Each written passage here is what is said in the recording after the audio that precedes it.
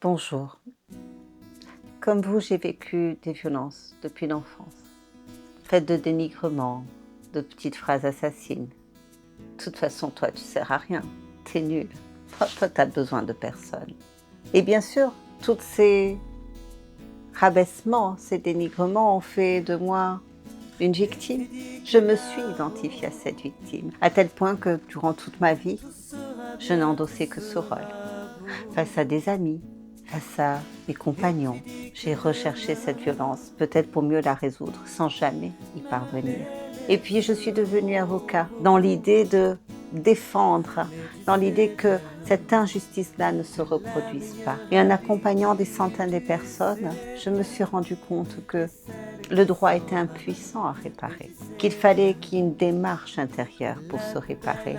Et j'ai conçu pour cela ce que moi-même je n'avais pas trouvé pour moi, pour m'aider, des outils, des accompagnements, aussi des expérimentations pour cesser d'être une victime. Je trouve tellement important de se reconstruire que j'ai quitté mon métier d'avocat, qui était devenu trop étroit à cet endroit de l'aide à l'autre, pour vraiment pouvoir apporter mon expertise au plus grand nombre.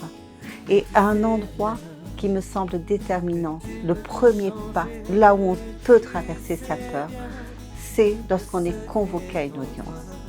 Lorsqu'il y a une procédure judiciaire ou une expertise psychologique ordonnée par le juge ou une enquête sociale, de ne pas rater ces premiers pas, cette première confrontation à l'autorité est très important pour venir restaurer une estime de soi, pour vous pouvoir s'apporter de la réussite. Vous avez sûrement essayé des tonnes de choses, des thérapies, des soins, et ça n'a pas fonctionné. Et vous vous sentez toujours terrifié à l'idée de croiser votre ex. Et vous avez toujours peur de perdre vos enfants, que le juge vous les enlève.